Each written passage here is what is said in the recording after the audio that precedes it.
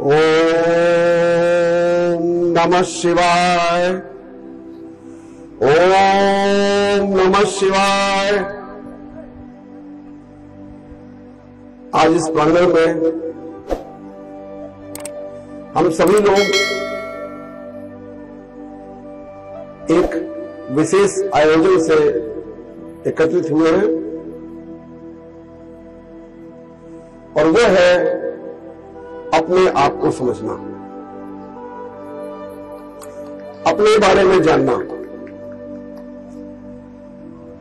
तो सबसे पहले इस कार्यक्रम की शुरुआत में हम उस अनंत गुरु की आराधना करते हैं जिनके द्वारा हमको ये ज्ञान प्राप्त होता है। तो सबसे पहले उनकी आराधना करते हैं, उनका नमन करते हैं और प्रार्थना करते हैं कि हम सब उस ज्ञान से परिपूर्ण हो जिस ज्ञान से हमारा जीवन सफल हो सकता है।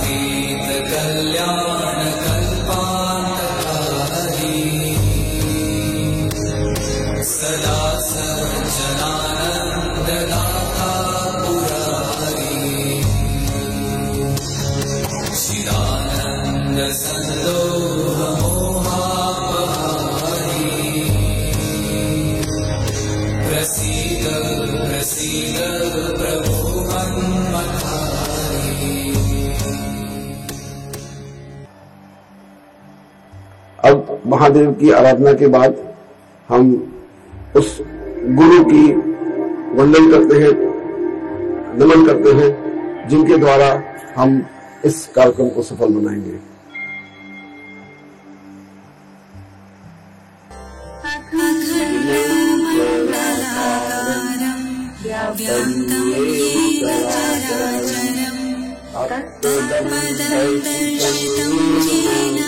तस्मै श्रीगुरवे नमः। अज्ञानतिमिरान्धस्य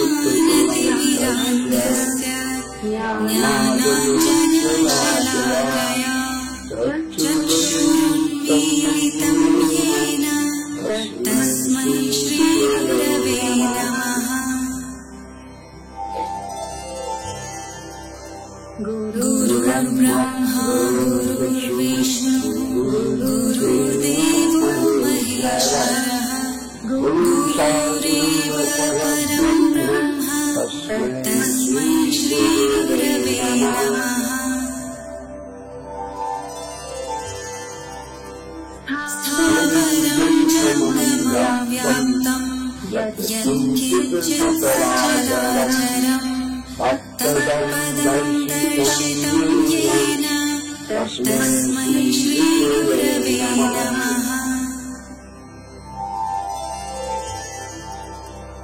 चिन्मयं व्यापि यत्सर्वं त्रैलोक्यं सचराचरं तत्पदं दर्शितं येन तस्मै श्रीगुरवे नमः। आज पूरे विश्व के सभी मनुष्य भटके हुए हैं।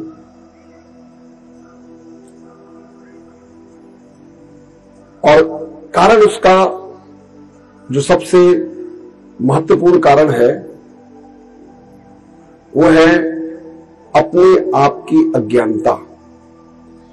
स्वयं को न जानना ये सबसे बड़ा ज्ञान है।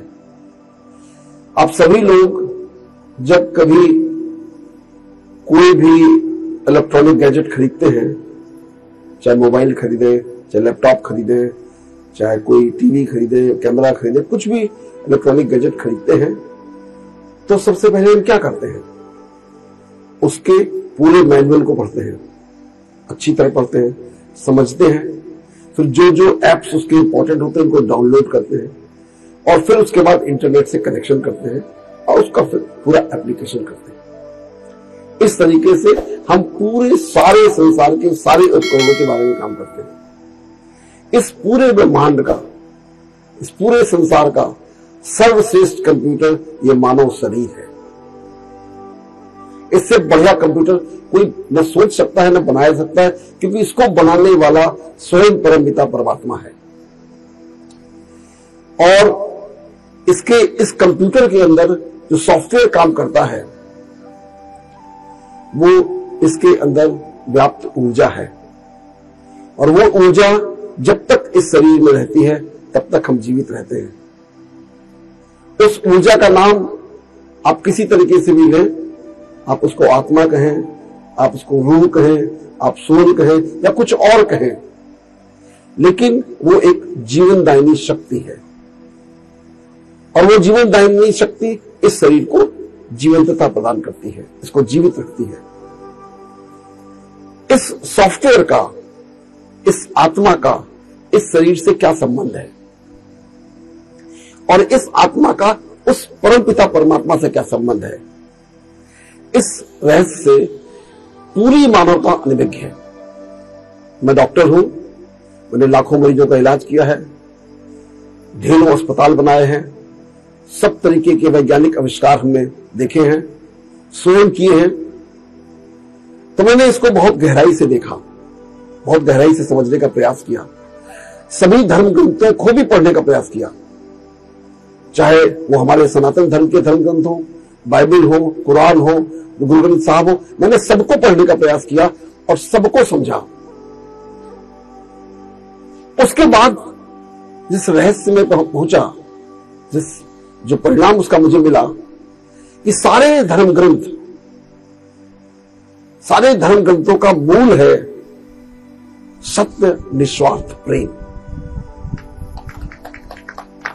हमको प्राणी मात्र से प्रेम करना है, पूरे जगत के सारे क्रिएचर से प्रेम करना है, पशु पक्षी जीव जंतु पेड़ पौधे सबसे प्रेम करना है। ये हमारा मौलिक स्वरूप है। लेकिन दुर्भाग्य देखिए कि पूरे संसार में इन्हीं धर्मों के नाम से युद्ध हो रहे हैं। एक व्यक्ति दूसरे व्यक्ति से लड़ रहा है, एक समाज दूसरे समाज से लड़ रहा है, एक देश दूसरे देश से लड़ रहा है। इसका मतलब क्या है कि हम सभी धर्म नहीं समझ पाए। जिनको हम धर्म कहते हैं वो सब संप्रदाय हैं। वो एक विश्व के किसी एक क्षेत्र में लोग रहने वाले लोगों ने एक तरीके का रहना सहना, एक तरीके का खाना पीना, विवाह शादी विवाह करना, इस तरीके की कुछ नियम परिपाटी बनाई। और उसमें जो जागृत आत्मा थी, जो इनलाइटेंड सोल थी, उस पैगंबर ने, उस महात्मा ने, उस ऋषि ने, उस मुनि ने लोगों को जीने की कला बताई। और वो जो जीने की कला बताई वही धर्म ग्रंथों का स्वरूप बना। कैसे जिया जाए जिससे हम सही से जीवन का यापन कर सकें। हमारे सनातन धर्म में श्रीमद् भगवद गीता है जो सबसे आदर्श पुस्तक मानी जाती है। रामचरितमानस है, क्रिश्चियंस की बाइबल है, होली बाइबल, मुस्लिम्स की होली कुरान है, गुरु ग्रंथ साहब की गुरबानी है। और इन सब में एक ही बात लिखी गई, लेकिन अगर हम उसकी एनालिसिस करें तो हम ये नहीं समझ पाए कि धर्म क्या सिखलाता है। ये जितने भी जिनको धर्म कहा जाता है ये कोई भी धर्म नहीं है, ये संप्रदाय है। एक एक ग्रुप है लोगों के जो एक तरीके से रहते हैं, खाते हैं, पीते हैं, एक तरीके से सब काम करते हैं। धर्म सिर्फ एक है और वो धर्म इस शरीर का धर्म है। ये शरीर कैसे काम करता है, इस शरीर का इसकी आत्मा से क्या संबंध है और इस आत्मा का परमात्मा से क्या संबंध है, यही धर्म है। इसको जानना धर्म है। और यदि हम इसको जान जाएं, समझ लें और अपना जीवन इसके अनुसार चलाने लगे तो हम पूर्णतः ठीक हो सकते हैं। आज की तारीख में पूरी दुनिया में, मैं विश्व के लगभग सभी देशों में जा चुका हूं, पूरी दुनिया में सभी लोग बीमार हैं। कुछ तन से बीमार हैं, कुछ मन से बीमार हैं। और दुर्भाग्य ऐसा हो गया है कि असामान्य परिस्थिति को भी, असामान्य व्यवहार को भी हमने सामान्य मान लिया है। ये प्रकृति में मनुष्य इवोल्यूशन से बना है। मैं आज आपको एक बात बता दूं कि उतने नियम जो वैज्ञानिक रूप से जिनका मैं परीक्षण कर चुका हूं, मैं सिर्फ वही वक्तव्य देता हूं, मैं उसके बियॉन्ड कुछ नहीं देता। मैं किसी को फॉलो नहीं करता, किसी तरीके की चीजों को, क्योंकि सब अज्ञान में, मैंने पहले ही आपको बता दिया, परिस्थिति में किसी को फॉलो करने से आप सही रास्ते पर नहीं पहुंच पाएंगे।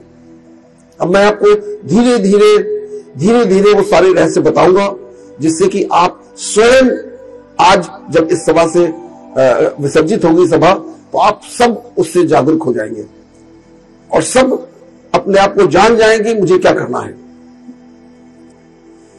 तो ये शरीर में जो ऊर्जा है ये एक इलेक्ट्रोमैग्नेटिक करंट है। ये इलेक्ट्रोमैग्नेटिक करंट हमारे, जहां पर आप त्रिपुंड लगाते हैं, जहां पर तिलक लगाते हैं, उस जगह पर हाइपोथैलेमस और पिट्यूटरी का जंक्शन है। उस जंक्शन से इस शरीर की जो ऊर्जा है वो ओरिजिनेट होती है, वहां से निकलती है और फिर नर्वस सिस्टम के माध्यम से वो शरीर के एक एक अंग में जाती है, एक एक अंग की एक एक सेल में जाती है। और वो जो ऊर्जा जाती है वही उस शरीर को जीवित रखती है। और जिस समय ये ऊर्जा इस शरीर से निकल जाती है तो इस शरीर नष्ट हो जाता है, किसी काम का नहीं रहता। 24 घंटे भी इसको हम नहीं रख सकते। तो उस ऊर्जा को ही हमें समझना है। यदि हम उसको जान जाएंगे तो हम उस परमात्मा को भी जान जाएंगे। तो स्वयं का जानना ये सबसे महत्वपूर्ण है। रादर ये कहा जाए कि स्वयं को जानना ही हमारे जीवन का लक्ष्य है, क्योंकि जब हम जान जाएंगे तभी तो उसको हम ठीक कर सकते हैं। जब तक जानेंगे नहीं तब तक ठीक नहीं कर सकते हैं। जो भी हमको सिखा देगा, बता देगा, किसी किताब में लिखा होगा, पढ़ा लिखा होगा, वो हम फॉलो करने लगेंगे। तो इसमें इसी ज्ञान को आध्यात्मिक ज्ञान कहा जाता है। यहां भी बड़ी मिजरी है। इस आध्यात्मिक ज्ञान को लोगों ने पूजा पाठ कर्म कांड से जोड़ दिया। मैं उसका भी आपको उपयोगिता बताऊंगा। और उस ज्ञान को भूल गए, उस कर्मकांड को एक हिस्सा बना लिया, सबने बना लिया। हिंदुओं ने पूजा बना दी, पूजा पद्धति से बना दिया, मुस्लिम से नमाज के तरीके से बना दिया। गुरुग्रंथ साहब वहां पर चौड़ डलाने लगे, गुरुद्वारे में जाकर के बैठने लगे। क्रिश्चियंस ने कैंडल जलाई अपने गिरजाघर में, उन्होंने करना शुरू कर दिया। लेकिन जो मूल तत्व था स्वयं का ज्ञान, उस सब में एब्सेंट है। तो ये जो इलेक्ट्रोमैग्नेटिक करंट है, इसके साथ एक और चीज जुड़ी हुई है, और वो जुड़ी हुई है कॉन्शियसनेस, चेतना। किसी को हम इलेक्ट्रोमैग्नेटिक करंट हम पैदा कर सकते हैं और किसी भी कंप्यूटर में लगा दें तो मनुष्य नहीं बन जाएगा। और ये चेतना 5000 वर्ष में इवॉल्व हुई है। अगर आप लोगों ने जो बायोलॉजी जिन लोगों ने पढ़ी होगी, उनको मालूम होगा कि किस तरीके से क्रम विकास हुआ, और पहले अमीबा बना, उसके बाद और दूसरा जीव जंतु बना, उससे बड़ा बना एनिमल बना, उसके बाद फिर मेमेलियंस बने, बंदर बने, उसके बाद वही खड़े होकर चलने लगे, उनका डेवलपमेंट हुआ, उनके ब्रेन का डेवलपमेंट हुआ, और फ्रंटल कॉर्टेक्स बना, और उनके अंदर वो चेतना का विकास हुआ। तो हम इस प्रकृति के सबसे विकसित जीव हैं, और हम भी वही हैं जो बाकी प्रकृति के दूसरे लोग हैं। उनमें और हम में बस इतना अंतर है कि हमारा विकास बहुत जबरदस्त विकास हुआ है। हम कुछ भी सोच सकते हैं, कुछ भी कर सकते हैं, कुछ भी बना सकते हैं। आप एक पल के लिए सोचिए कि जो कुछ भी आपको दिखाई दे रहा है, ये सब इसी धरती से निकला है। सब कुछ इसी धरती से निकला है। सब तरीके के मेटल्स, ओर्स, गैसेस, पानी, जल, सब कुछ इसी धरती से निकला है, और उससे हमने इतना बड़ा संसार क्रिएट कर दिया है जो आज इतना विजिबल दिखाई दे रहा है।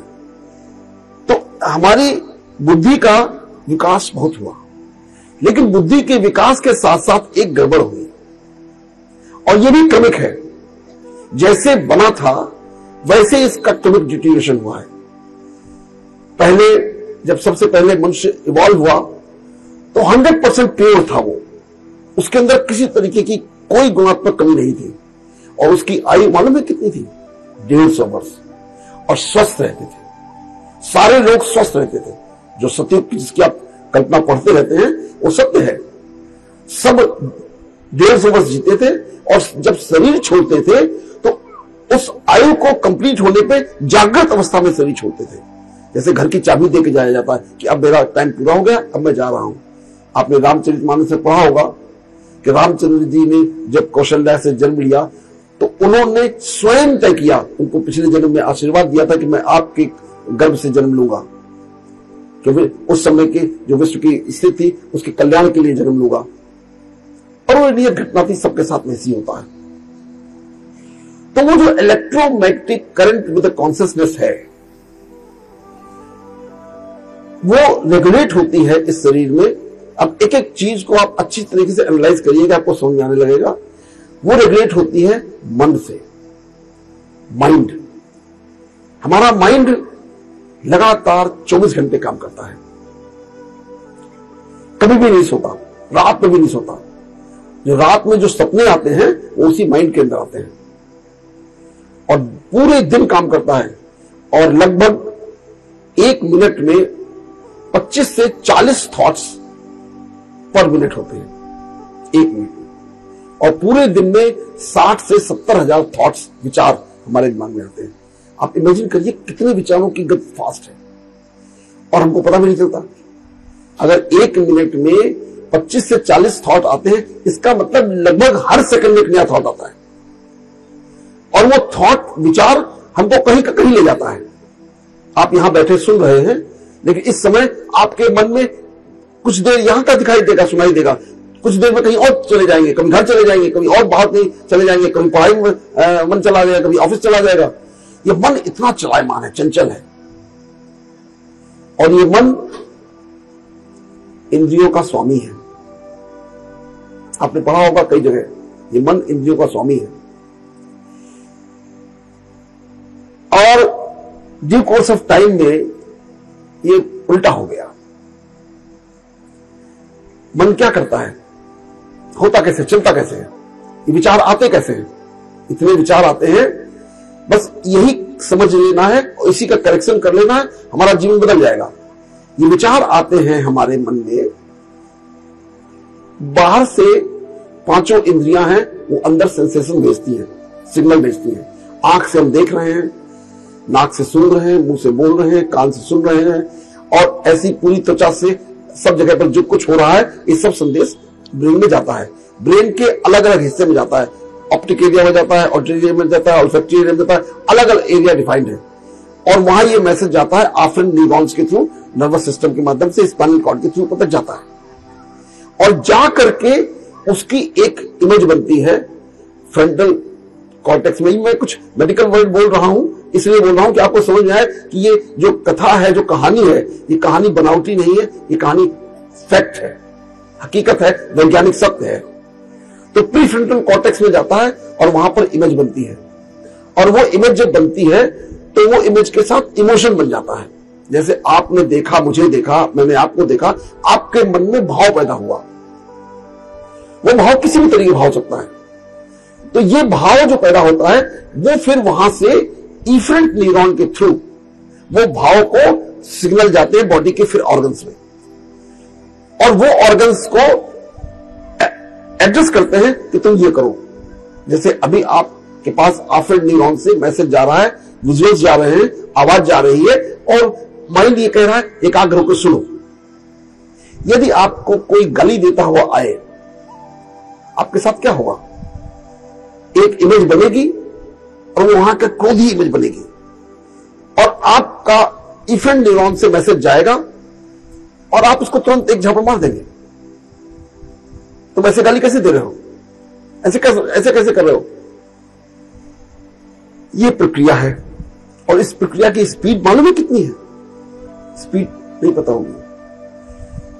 इस प्रक्रिया की स्पीड है, एक न्यूरॉन हमारे यहां ब्रेन में होता है जिसके थ्रू ये सिग्नल पास होते हैं, और वो न्यूरॉन एक एंड से दूसरे एंड तक जब सिग्नल जाता है, वो जाता है 1 सेकंड के 10,000 हिस्से में। मतलब 1 मिली सेकंड में मैसेज एक न्यूरॉन के एक एंड से दूसरे एंड तक चला जाता है। तो 1 सेकंड के 10,000 हिस्से। वास्तव में ये जो चेतना है, जो मन है, ये हमारी आत्मा का पार्ट है, उस एनर्जी का पार्ट है चेतना। इसको कंट्रोल होना चाहिए था आत्मा से, तो आत्मिक गुणों से भरपूर होना चाहिए था मन को हमारे। और ये क्रमिक विकास में ये इस शरीर की आकर्षण में ये चला गया, और अब ये शरीर जो कहता है वो मन सुनता है और उसके अकॉर्डिंग एक्शन करता है। ये शरीर मांगता है सब कुछ अपने लिए, मेरे लिए अच्छा हो, मेरा घर अच्छा हो, मेरी गाड़ी अच्छा हो, मेरा परिवार अच्छा हो, मेरे लोगों का अच्छा हो, मेरे जो संबंधित है उनका अच्छा हो, बाकी किसी का ना हो। पहले वो ही मांगता है। तो ऐसी कंडीशन में क्या हुआ है? हुआ यह है कि ये मन जो इन इंद्रियों का स्वामी होना चाहिए था, वो इनका गुलाम हो गया है। मन को ऑर्डर मानना था आत्मा का, और वो ऑर्डर मानने लगा शरीर का। तो हम देह अभिमान में आ गए। तो अब हम जो भी काम करते हैं वो सिर्फ देह अभिमान में करते हैं। हम कोई भी काम आत्मिक स्वरूप में नहीं करते हैं। तो बॉडी कॉन्शियसनेस इतनी बढ़ गई है कि हम जब चारों तरफ हर समय सिर्फ इसी का मकान, इसी की दुकान, इसी का व्यवसाय, इसी का रुपया, इसी का धन, सब कुछ इसी का है, ये नाते रिश्ते सब इसी के हैं, और हम इस संसार में अकेले आए हैं, अकेले जाना है। और ये जितने लोग हमको मिले हैं, माँ बाप, भाई बहन, बेटे, सब, ये सब हमको पूर्व जन्म के संस्कारों से हमको अलॉट हुए हैं। तो इनके साथ संबंध बस इस जर्नी में है, जब तक ये जर्नी चल रही है। ये जर्नी बिल्कुल ऐसे ही है जैसे ट्रेन का सफर है। लोग मिलते हैं, बैठते हैं, प्रेम से बात करते हैं, और उसका अगले स्टेशन में उतर जाते हैं। तो इनके साथ संबंध हमारे पूर्व जन्मों के कर्मों का प्रतिफल है। यदि हम ये अपना जन्म अच्छे से निभाएंगे तो हम इस जीवन में भी ठीक होंगे, अगले जन्म में हुए। तो जब जब हमको सब मिल जाता है, हमारी मन की पूरी हो जाती है, तो क्या होता है? तो अहंकार पैदा होता है, ईगो पैदा होती है। मुझसे बड़ा कोई नहीं, मैं संसार का सबसे ताकतवर इंसान हूं, सबसे पैसे वाला इंसान हूं। ये अहंकार सबसे बड़ा विकार है। और इस सारी जो प्रक्रिया से क्या हुआ कि हमारे अंदर जो पहला सबसे बड़ा विकार पैदा हुआ, वो पैदा हुआ लालच, लोभ। हम सब कुछ चाहते हैं अपने लिए। तो जब हमारा लालच पूरा हो जाता है, अहंकार पैदा होता है। जब नहीं पैदा होता है, नहीं पूरा होता है, तो क्रोध आता है। और क्रोध किस पर आता है? ये लगता है कि इसके कारण से नहीं पूरा हो रहा। ये भाई है, इसने मेरा सब पैसा हड़प लिया, ये पार्टनर है, इसने सब नुकसान कर दिया, ये दूसरा व्यक्ति है जो नुकसान कर रहा है, तो उसके प्रति द्वेष पैदा होता है। और जब दूसरे को मिलता है, मुझको नहीं मिलता है, तो ईर्ष्या पैदा होती है। जब हम शरीर भान में होते हैं, हम सबको स्त्री पुरुष के रूप में देखते हैं, आत्मिक स्वरूप में नहीं देखते, तो काम विकार पैदा होता है, वासना पैदा होती है। ये सारे के सारे विकार हैं जिस कारण से हम इस अधोगति में पहुंचे हुए हैं। और होना क्या चाहिए था? आत्मा के जो गुण हैं वो यदि मेरे अंदर समाहित हो जाएं, तो आत्मा का बेसिक गुण है, पहला गुण है उसका ज्ञान। ये ज्ञान कि मैं ये शरीर नहीं हूं, मैं इस शरीर को चलाने वाली आत्मा हूं और मेरे सर्व संबंध सिर्फ एक से हैं, वो परम पिता परमात्मा जो मेरा पिता है। मैं उसका बेटा हूं, मैं उसकी बेटी हूं, और वो जो इस पूरे ब्रह्मांड का मालिक है, पूरी कायनात का मालिक है, पूरी प्रकृति का मालिक है, वो मेरा पिता है और मैं इतना कमजोर हूं। ऐसा कैसे हो सकता है? ये इस कारण से हुआ है जिसकी मैं अभी पूरी रूपरेखा बताऊंगा कि मैं इतना कमजोर कैसे हूं और मैं कैसे उतना सर्वशक्तिमान बन सकता हूं जो मेरा पिता है। पिता के जीन्स तो मेरे अंदर होते हैं, तो पिता के जीन्स मेरे अंदर क्यों नहीं फलीभूत हो रहे हैं? उसका कारण है कि मेरे अंदर जो आत्मा के गुण हैं वो है, पहला गुण है ज्ञान, कि मैं आत्मा हूं, मेरे सर्व संबंध सिर्फ एक परमपिता परमात्मा से, बाकी जितने लोग हैं सहयात्री हैं इस जीवन में, इस ड्रामा में, जो इस समाज, जो इस धरती पे हो रहा है, उसमें मैं पार्ट निभा रहा हूं। और मेरा कर्तव्य है कि मैं एक साधारण मनुष्य से इसमें हीरो का रोल प्ले करूं। यही रामचरितमानस का मर्म है। रामचंद्र जी एक साधारण मनुष्य थे, हमारे आप की तरह। उन्होंने अपने जीवन काल में अपने कर्मों के द्वारा वो उसी जीवन में देवता बन गए। वो हमारे पूज्य देवता हैं, वो हमारे, जिनको हम देवता कहते हैं, क्योंकि जैसे हमारे घर में बड़े बुजुर्ग होते हैं, जब शरीर त्याग देते हैं उनकी मूर्ति लगाते हैं, उनकी फोटो लगाते हैं, उसमें फूल चढ़ाते हैं, माला चढ़ाते हैं, तो क्रम विकास में वो मंदिर में स्थापित हो गए, हमारे जीवन से चले गए। तो हम सबको राम की पूजा नहीं करनी है, हमें स्वयं राम बनना है। जब तक हम नहीं राम बनेंगे हमारा जीवन बेकार है। और वो कैसे बन सकते हैं, वो तरकीब आज मैं सिखा के जाऊंगा कि हम राम कैसे बन सकते हैं।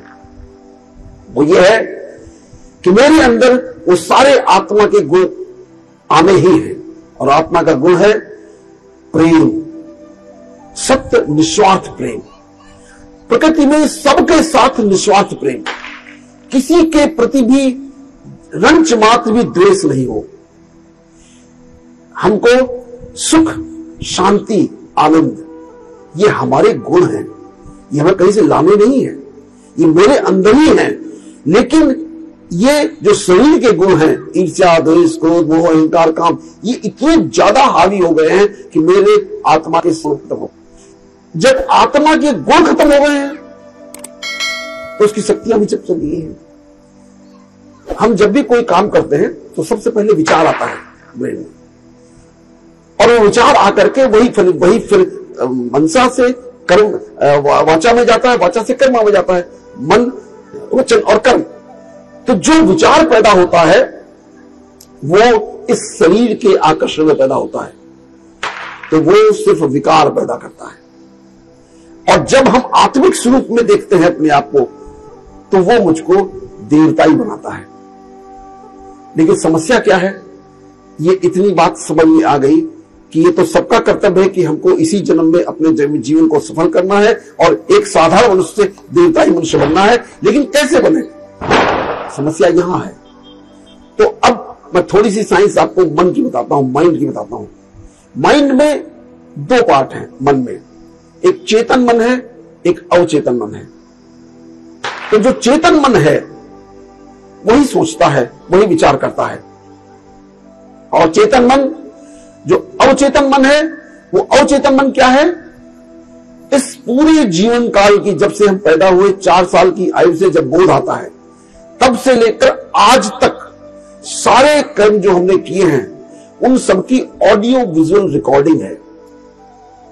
जैसे अभी आप अपने घर से आए, आप 1 मिनट के लिए सोचिए, जो आपने घर से आए, आप घर देखिए, आपने दरवाजा खोला, कैसे खोला, पैदल आए या गाड़ी से आए, कहां कहां से होके गुजरते हुए आए, जिससे किसी से बात करी, जिससे मिले, यहां आकर के जिससे मिले, जिससे नमस्कार किया, बैठे, आपको सारी घटना अक्षरशः रील की तरह रिपीट हो गई। कहां से रिपीट हो गई? आप तो यहीं बैठे हुए। वो आपकी ऑडियो विजुअल रिकॉर्डिंग है जो ब्रेन के अंदर हो जाती है, और ये अमिट रिकॉर्डिंग होती, कभी मिटती नहीं है, सिर्फ फेड हो जाती है। और जो मुख्य मुख्य घटनाएं हैं जीवन की, वो तो परमानेंट रहती है। कब आपने हाई स्कूल पास किया, कब इंटर पास किया, वो दिन आपको याद होगा, वो घड़ी याद होगी, कब आपकी शादी हुई, कब आप अपने परिवार में गए, कब कब कौन कौन सी घटनाएं हुई, कब नौकरी मिली, सब घटना आपको मुख्य मुख्य एकदम याद है और आपके दिमाग में रील की तरह चलती है। तो इस जीवन काल में जितने हमने कर्म किए हैं वो सारे के सारे हमारी मेमोरीज की ब्रेन में रिकॉर्डेड हैं, और वही अवचेतन मन को बनाते हैं। अवचेतन मन 95% है, चेतन मन 5% है। चेतन मन कहता है हमें शुद्ध जीवन जीना है, हमें विकार रहित जीवन जीना है और आनंद में रहना है, सुख शांति आनंद में रहना है। लेकिन अवचेतन मन में विकारी विकार भरे हुए हैं, विकारी विकार भरे हुए हैं।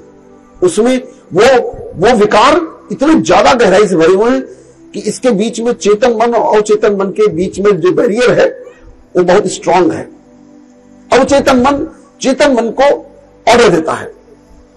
जब कोई घटना होती है, आप ऐसे फिर से रिपीट करिए, कोई आपको गाली देता आ रहा है, कोई आपके साथ दुर्व्यवहार कर रहा है, अवचेतन मन कहता है ऐसा कोई कैसे कर सकता है, तो उसको मारो।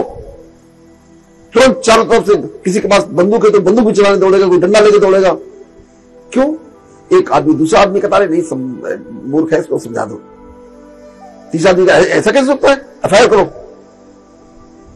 अगर 5 आदमी है तो 5 व्यक्ति अलग अलग व्यवहार करेंगे। वो सब अपने अपने व्यवहार को अवचेतन मन की रिकॉर्डिंग के अनुसार करेंगे, और अवचेतन मन की रिकॉर्डिंग को ठीक करना हमारा काम है। तो अवचेतन मन जो 95% है, उसको ठीक करने का काम सिर्फ एक तरीका है, दूसरा कोई तरीका नहीं है, और वो तरीका है ध्यान।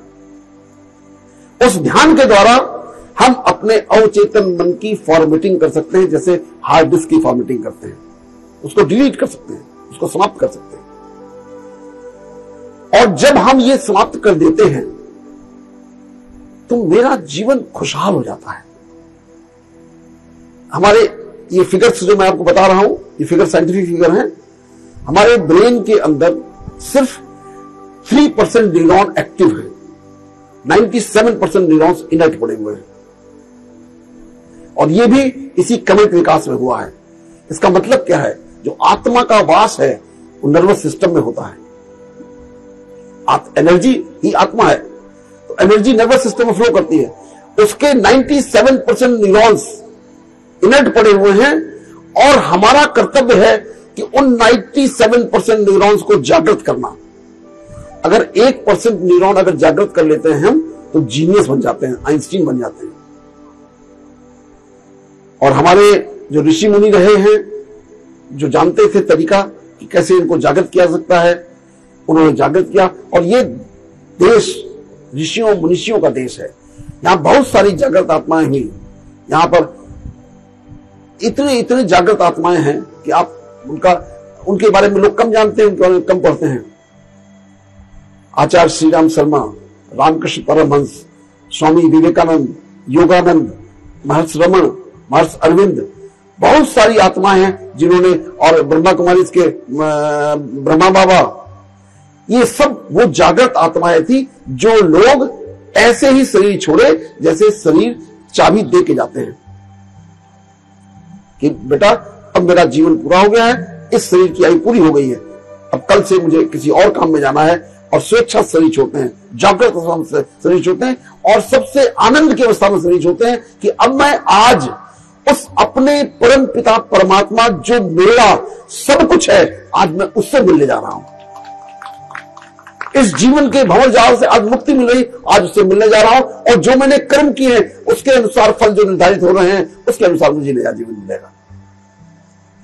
तो हमें पल पल जागृत अवस्था में रहना है, हर पल सहज रहना है, हर पल हमको ये महसूस करना है कि मुझे जीवन में करना क्या है। अब मैं एक कुछ और रहस्य बता दूं जो आपके जीवन में, आपके जीवन को परिवर्तित कर सकते हैं। ये इलेक्ट्रोमैग्नेटिक करंट है, इसकी एक फ्रीक्वेंसी होती है।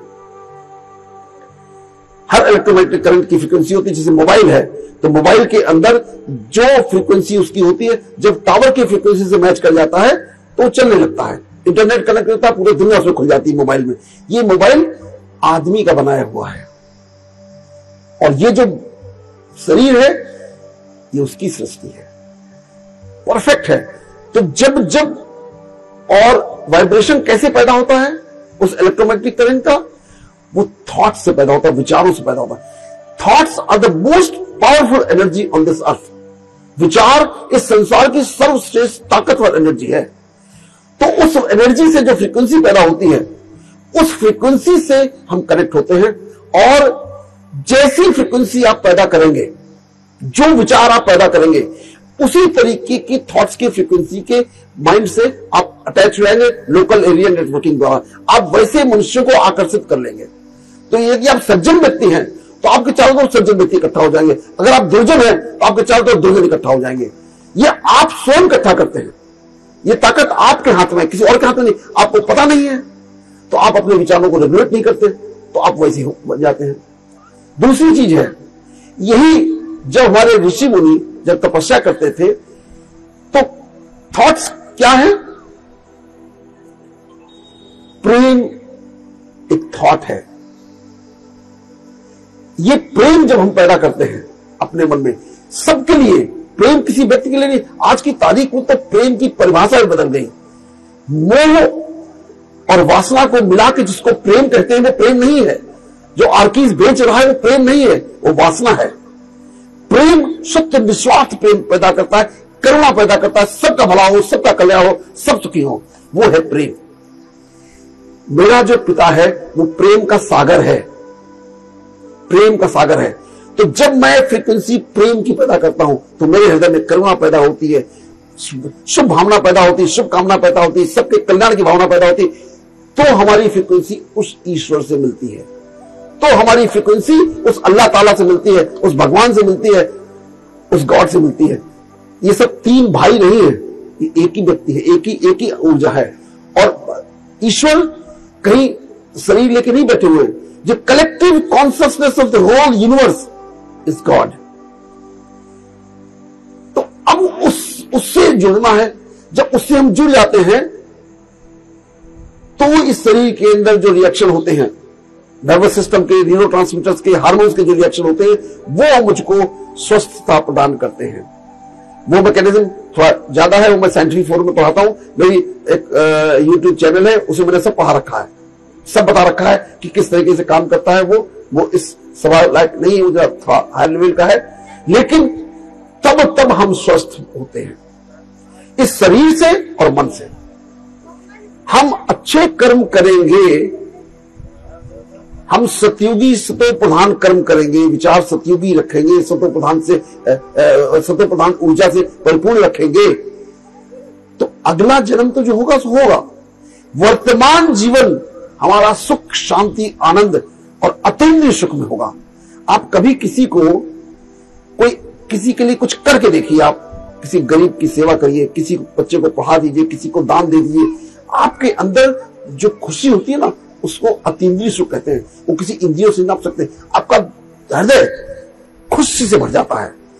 हमको वही ढूंढना है, और वो सिर्फ एक तरीके से मिल सकता है कि हम सबके कल्याण का भाव 24 घंटा करें। जैसे मैं सवेरे जब प्रार्थना करता हूं तो मन में सिर्फ एक भाव रहता है कि आज मेरे संपर्क में जो भी आए उसका प्रभु कल्याण करना।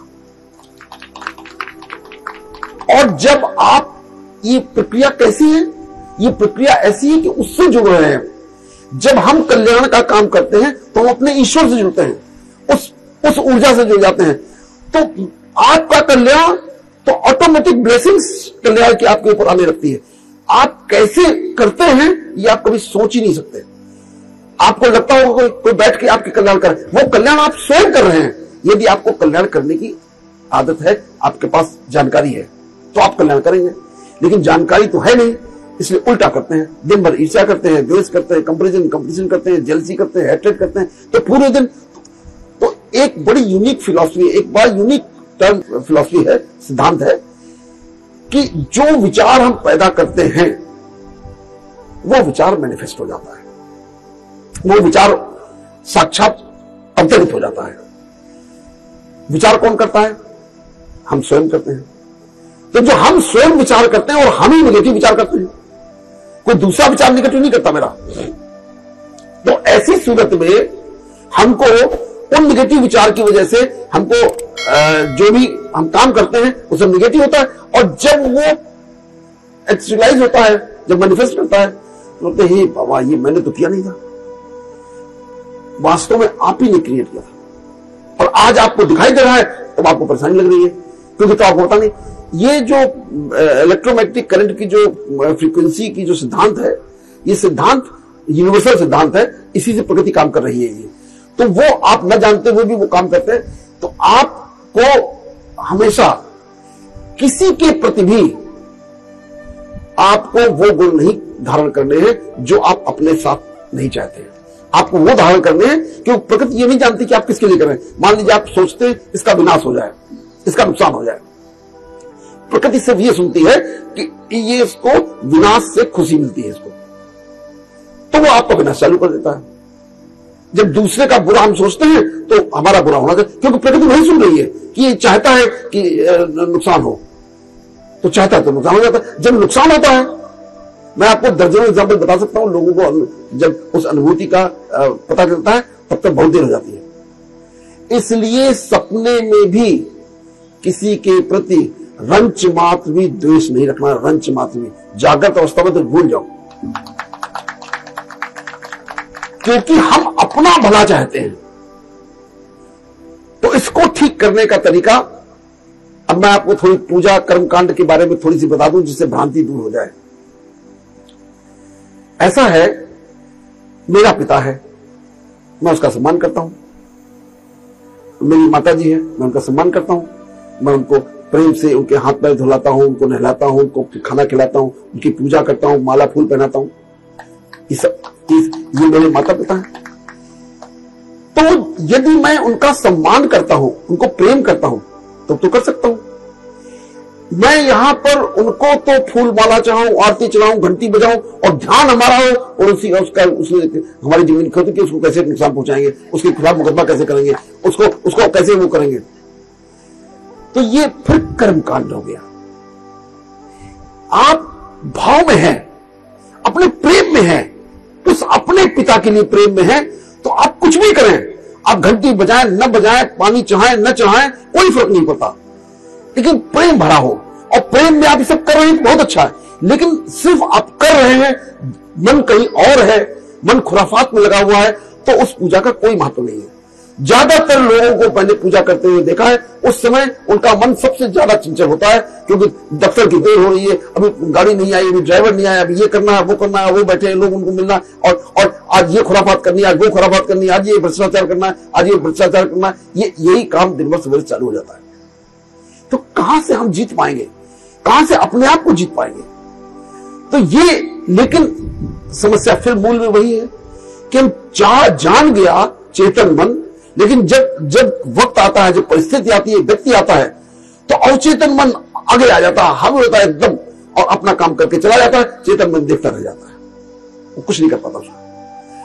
तो ये चेतन मन अवचेतन मन की जो बॉर्डर है, बैरियर है जो, वो बैरियर सुबह 4 बजे खुलता है और शाम को संध्या के समय खुलता है। इसलिए हमारे ऋषि मुनि अमृत वेले ब्रह्म मुहूर्त में जगने को बोलते थे और शाम को 7 बजे संध्या करने का जो टाइम होता है, जो सूर्यास्त का जो समय होता है, उस समय ये बैरियर खुलता है।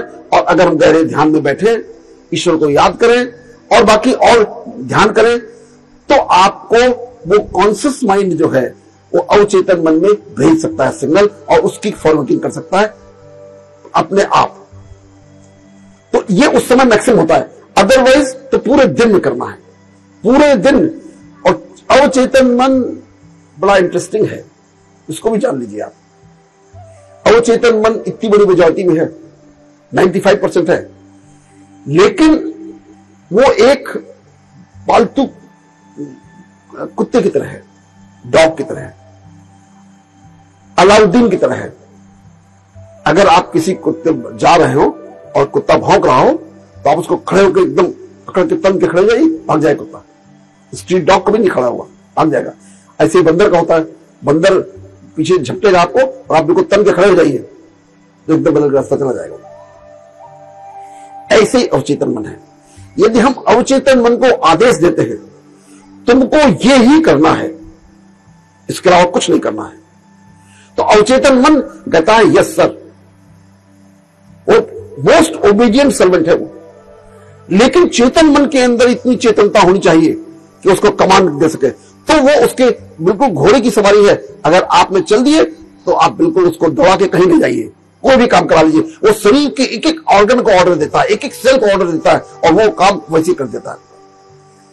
तो इसलिए अपने मन में उच्च संकल्प पैदा करने का चेतन मन का कार्य है। और उसको उन समयों पर जो ब्रह्म मुहूर्त में होता है और संध्या के समय होता है, उस समय ध्यान में अवचेतन मन को ऑर्डर दिया जाता है, तुमको यही करना है, तुम इसके अलावा कुछ नहीं कर सकते हो। अवचेतन मन कहता है यस यस माय लॉर्ड। और वो अवचेतन मन बिल्कुल उसके लिए डिस्क्राइब किया गया है कि अल्लाह दीन का चिराग है वो।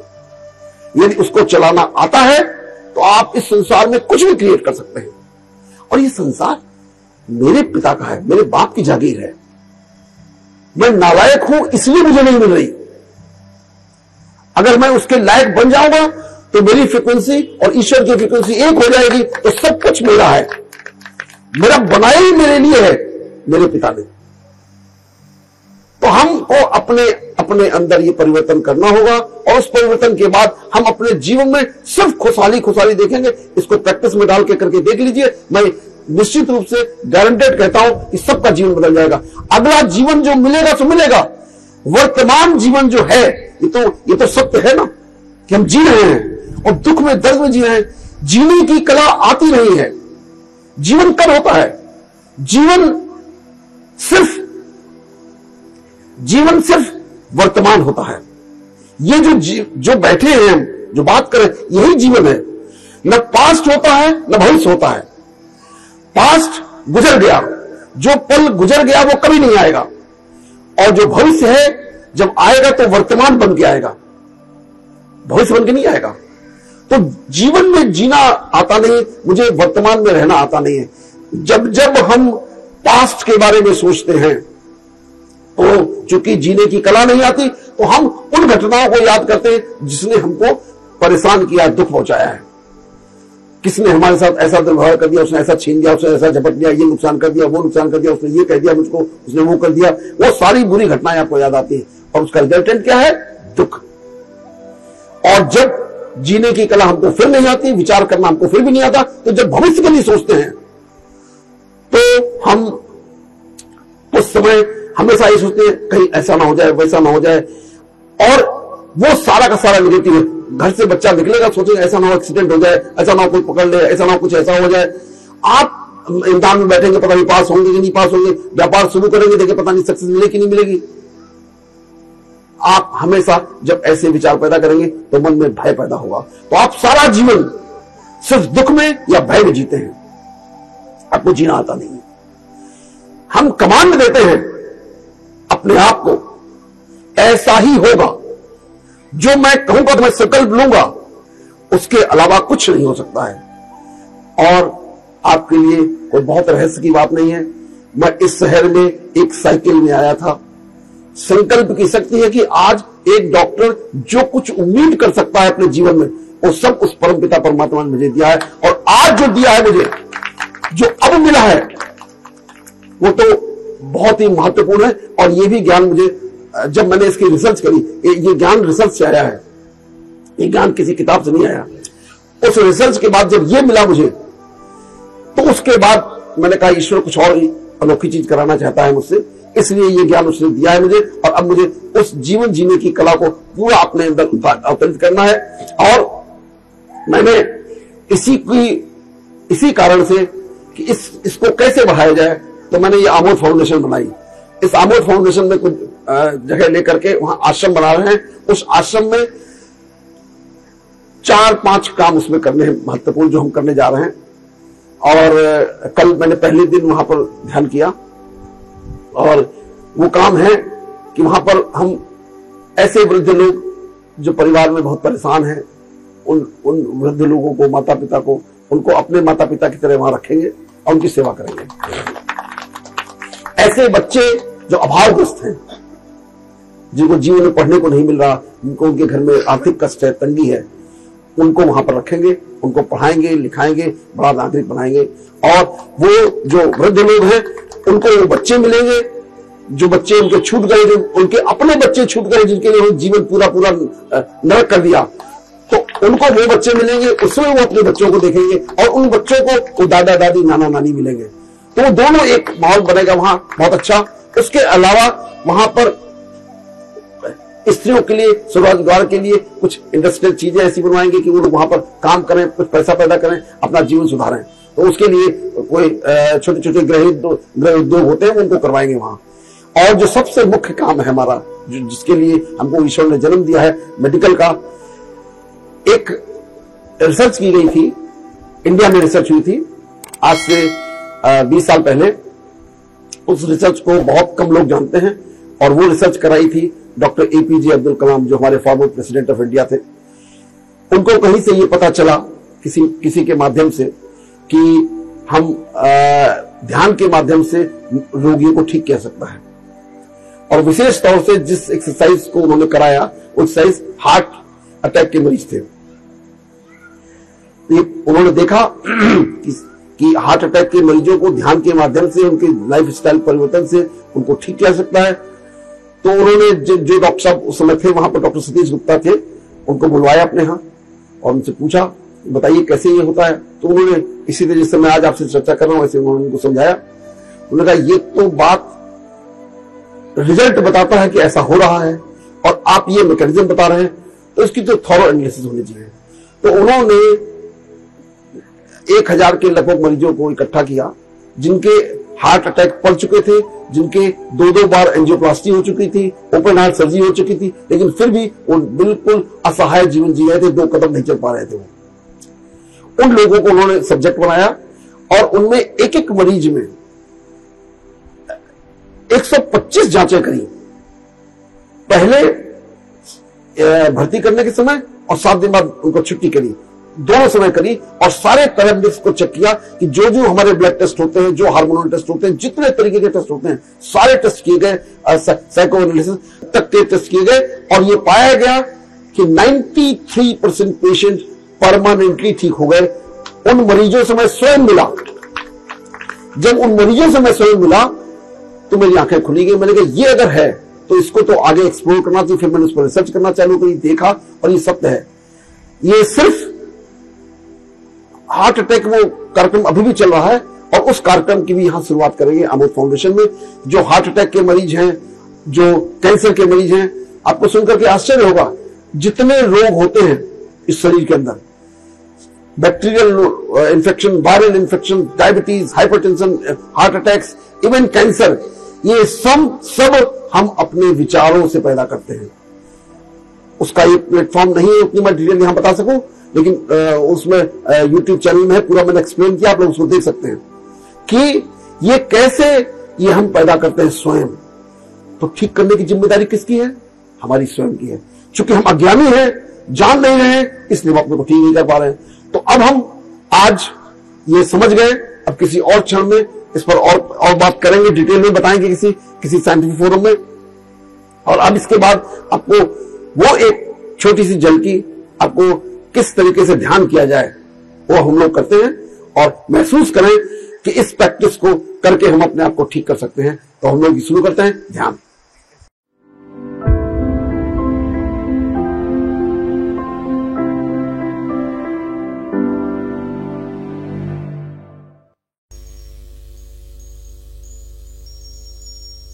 जागो लोगो जगत के,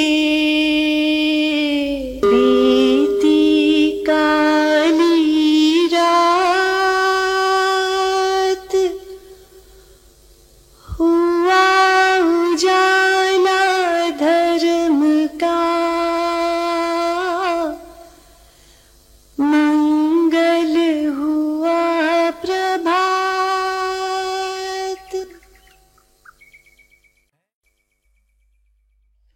कमर सीधी,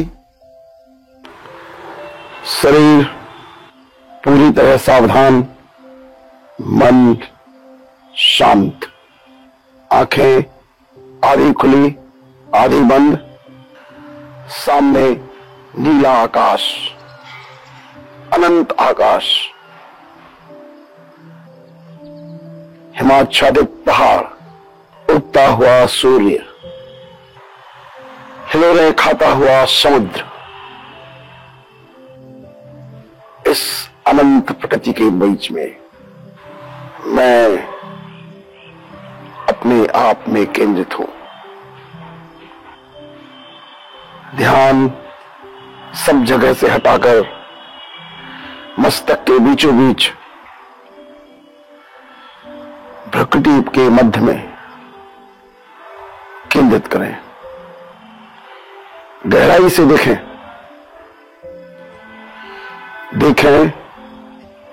एक 7 आत्मिक ऊर्जाओं का केंद्र, ज्योतिपुंज, चमकता हुआ सितारा। ये ज्योतिपुंज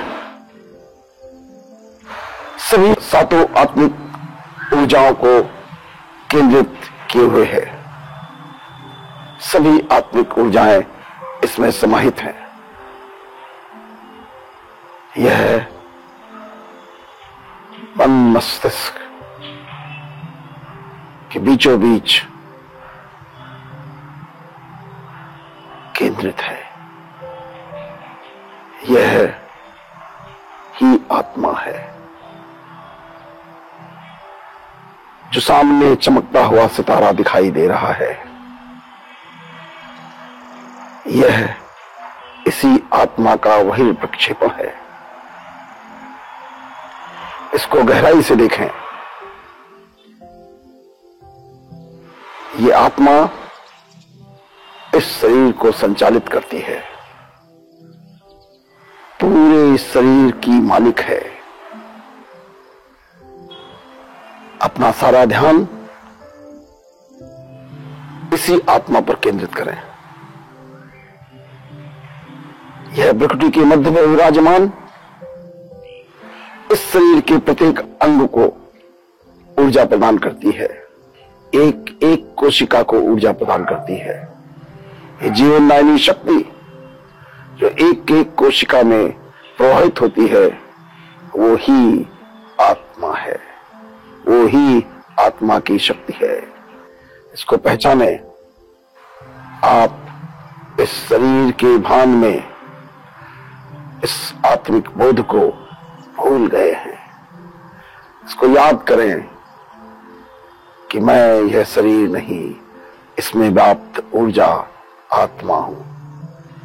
अब अपने ध्यान को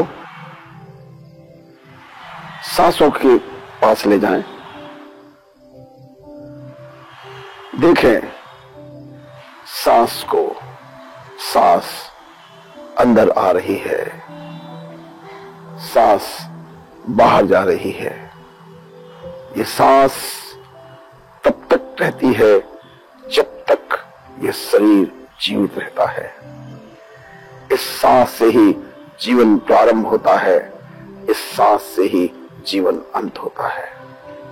सांस को बस देखना है, करना कुछ भी नहीं है। सांस अंदर आ रही है, सांस बाहर जा रही है। अपने ध्यान को बस यहीं पर लगाए रखना है। थोड़ी देर सांस पे ध्यान केंद्रित करने पर आपको सांस की पूरी अनुभूति होने लगेगी। देखें, ये ही जीवंतता की निशानी है। अब देखें सांस कैसी है, गर्म है, ठंडी है। सांस गीली है कि सूखी है। गहराई से फोकस करें, सारा ध्यान सांसों पे रहे, कहीं भी जाने न पाए। देखें कि ये सांस नासिका के किस पटल को छू रही है, नासिका के बाहरी भाग को छू रही है या नासिका के अंदरूनी भाग को छू रही है। देखें, इस सांस के आवागमन को देखें। ये सांस किस नासिका से आ रही है, दाई नासिका से आ रही है कि बाई नासिका से आ रही है, या दोनों ही नासिकाओं से आ रही है। देखें, गौर से देखें। अभी तक कभी भी आपने इतनी गंभीरता से इस सांस को नहीं लिया है। सारी सांसें अज्ञानता में, अज्ञान में ली हैं। ये सांस ही मेरा जीवन है और इसको कभी गौर से देखा ही नहीं। सांस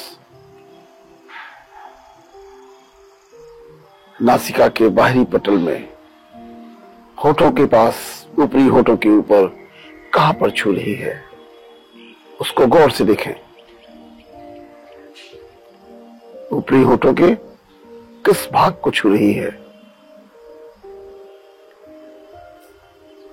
सांस की किसी एक्सरसाइज को नहीं करना है, सांस को बस देखना है। उसके साथ किसी प्रकार की कोई छेड़छाड़ नहीं करनी है। जैसी सामान्य सांसें हैं, बस उसको देखते रहे। ध्यान कहीं इधर उधर न जाने पाए। अब देखें कि नासिका के अंदर तमाम प्रकार की संवेदनाएं पैदा हो रही हैं, सेंसेशंस पैदा हो रहे हैं। उनको भी ध्यान से देखें। नासिका के अंदर खुजली हो रही है,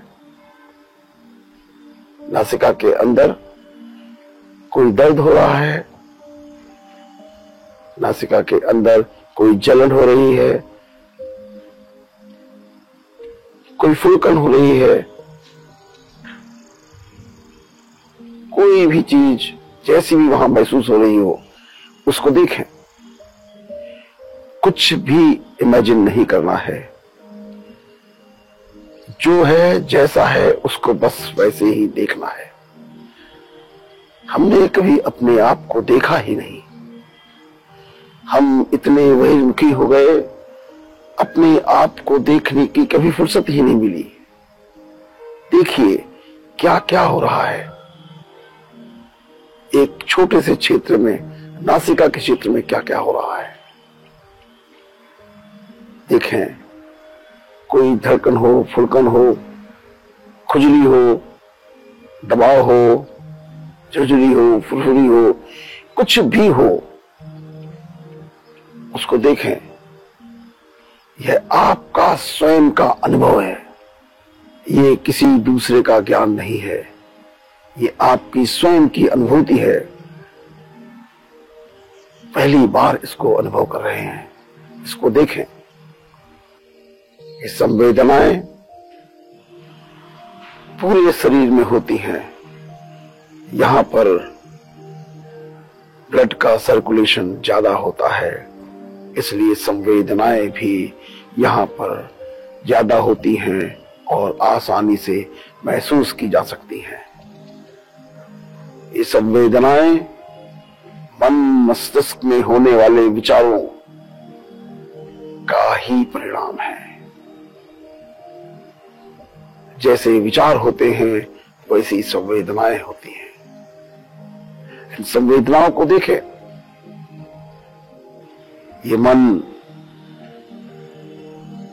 बहुत ज्यादा वाचाल है, हर क्षण भागता रहता है, एक नई दिशा में भागता है। हर क्षण एक बार भी टिक कर कहीं नहीं रुकता। ये मन बहुत वाचाल है, निरंकुश हो चुका है, हर क्षण भागता है, हर क्षण भागता है और नए नए विचारों को पैदा करता है। उन्हीं नए विचारों के कारण भिन्न भिन्न प्रकार की संवेदनाएं होती हैं। ये मन के भटके हुए विचार ही मेरे दुखों का कारण है।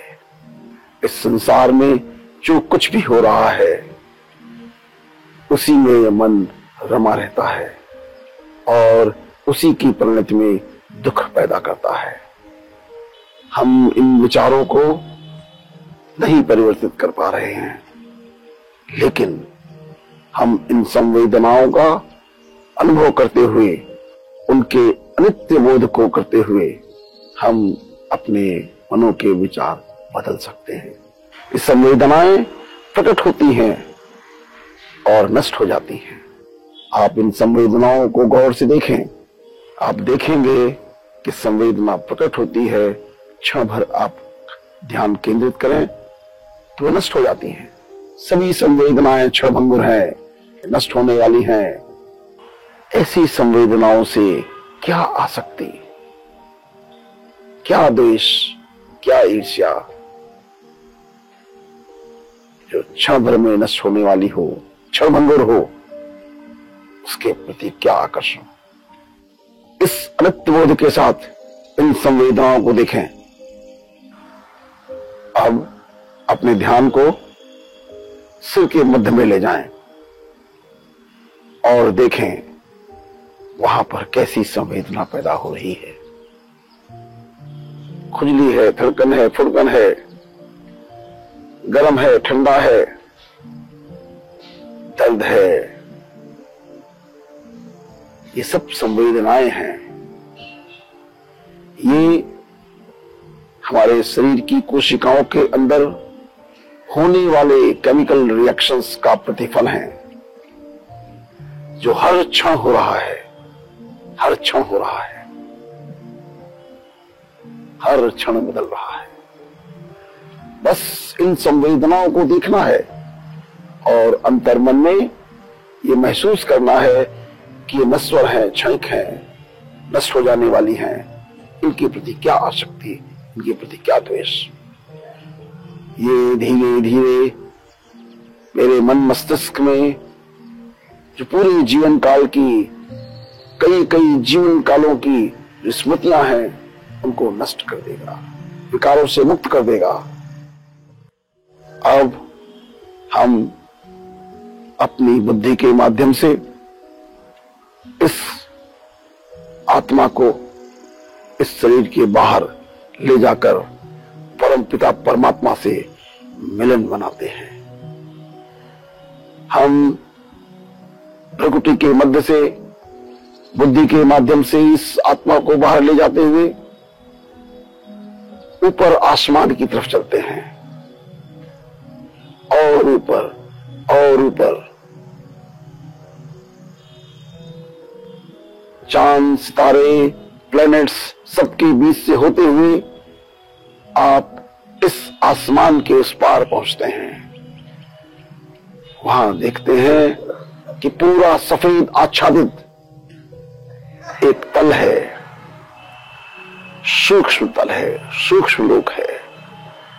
वहां पर सिद्ध आत्माएं विराजमान हैं और इस संसार को के कल्याण के लिए वहां पर तपस्या कर रही हैं। और उसके ऊपर चलें, उस सफेद सूक्ष्म लोक के और ऊपर चलें, आपको एक लाल सुनहरा प्रकाशवान एक लोक मिलता है। वो है परम धाम, जो मेरे पिता का निवास स्थान है। मेरा परम पिता परमात्मा इसी परम धाम में निवास करता है और वहां से ही अपनी सभी संतानों को एक समान प्रेम करता है, सबके साथ एक समान व्यवहार करता है। लेकिन हम उसको पूरी तरह भूल चुके हैं, इसलिए उनका प्रेम, उनकी अनुभूति मेरे अंदर नहीं आ पा रही है। आज मैं अपने परमपिता परमात्मा के सामने बैठा हूं, वो मुझे अपनी सभी गुण और शक्तियों के लिए मेरे अंदर प्रवाहित कर रहे हैं।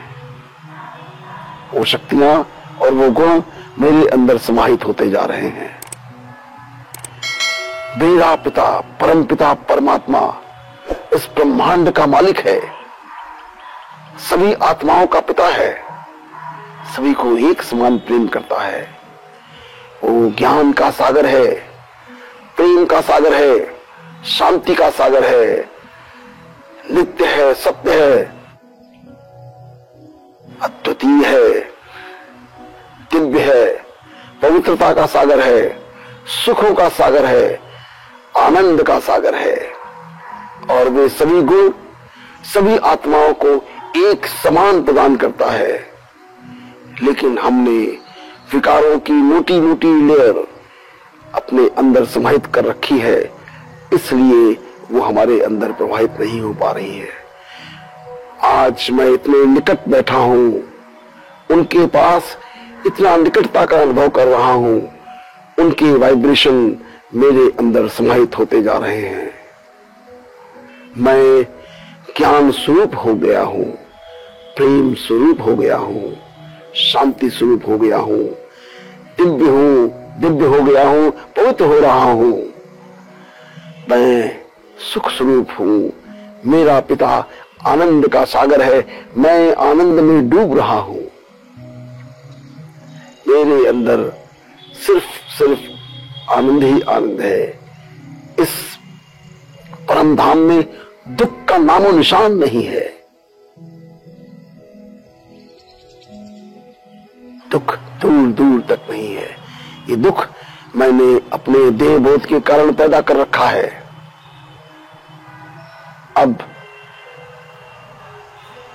परमपिता परमात्मा मुझे अपनी वो 8 शक्तियां प्रदान कर रहे हैं, जिनके माध्यम से मैं इस शरीर को संचालित करता हूं।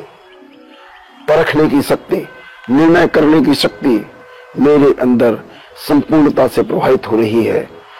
मेरा मन मस्तिष्क शांत है, इसलिए शांति के कारण अब मेरे अंदर परखने की शक्ति बहुत अच्छी तरह पैदा हो गई है। हर चीज सामने साफ दिखाई दे रही है और मैं सही निर्णय कर पा रहा हूं। इसी कारण से भय से मुक्त हो गया हूं और मुझे किसी भी परिस्थिति का सामना करने की क्षमता, सहने की क्षमता और उसको संभालने की क्षमता आ गई है। मैं सभी आत्माओं के साथ सहयोग करने की शक्ति भी मेरे अंदर प्रवाहित हो रही है। सभी आत्माएं मेरे सगे संबंधी हैं, सभी मेरे निजी हैं, सभी मेरे व्यक्तिगत हैं। उसी परमात्मा की संतान है जिसकी संतान मैं हूं। सबके साथ मेरा व्यवहार प्रेम पूर्वक हो रहा है। मैं अब किसी भी बड़ी से बड़ी परिस्थिति को अब मेरे लिए वो एक राई के समान है। अब किसी भी परिस्थिति से कोई भय नहीं है, कोई दुख नहीं है, और मैं इस सब शक्तियों के बाद उसी परमपिता परमात्मा के साथ एक रूप होने की शक्ति भी मिल रही है। एक रूप हो जाने से मैं भी शक्ति स्वरूप हो रहा हूं।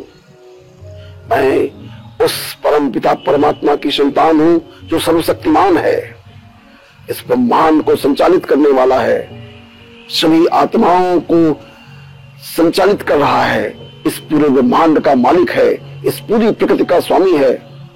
वो मेरा परमपिता परमात्मा है, वो मेरा पिता है। हम सब उसी के राजकुमार हैं। हम भूल चुके हैं कि हम किसकी संतान हैं, उस दिव्य परम पिता परमात्मा की संतान। ये भाव ही भूल गया है।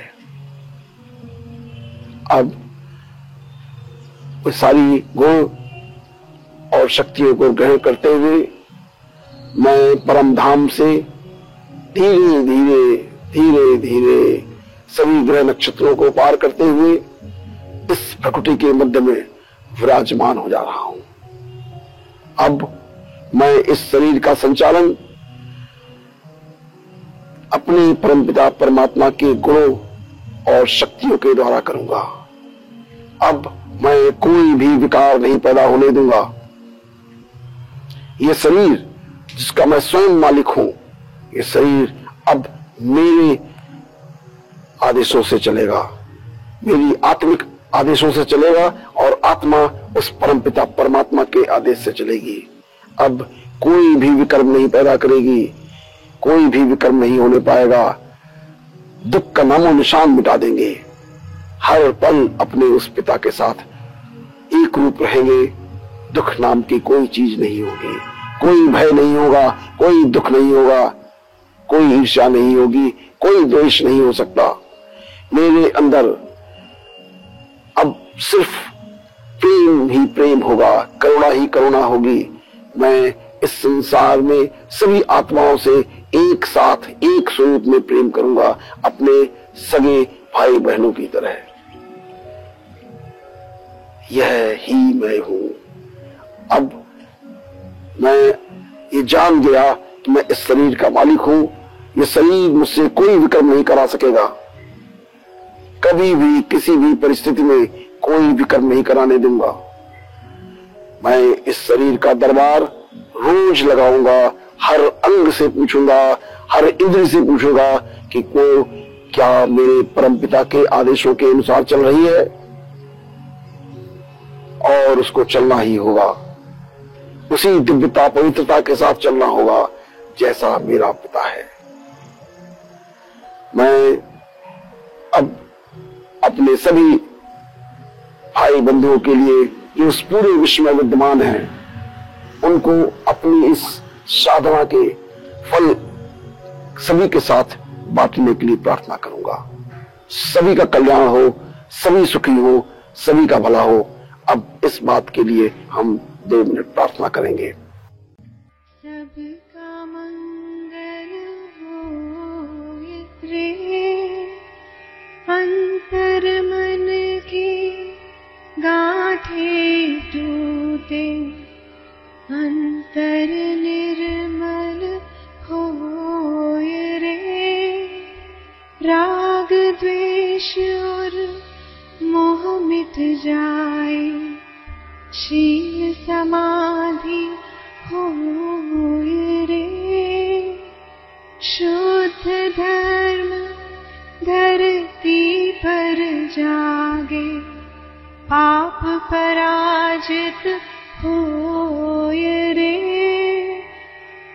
इस धरती के तरतिन में कण कण में धर्म समोय रे, शुद्ध धर्म जन जन में जागे, घर घर शांति समोय रे, तेरा मंगल मेरा सबका मंगल होय रे।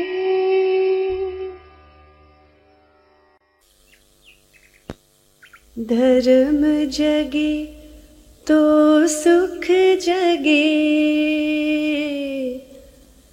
हर कित पुलकित होय। धर्म छूटे तो सब छूटे, आकुल व्याकुल होय। सबका मंगल हो, सबका कल्याण हो, सभी सुखी हो, सबका मंगल हो, सबका मंगल हो।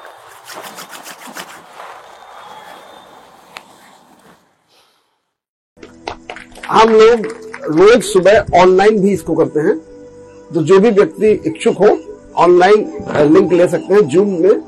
और सुबह 7 बजे से अभी सर्दियों में करते हैं 7 से 8, और जब गर्मियां आ जाती है तो 6 से 7 करते हैं।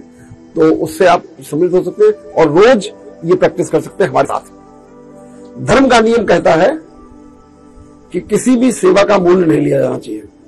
जब मूल्य लिया जाता है तो व्यापार होता है।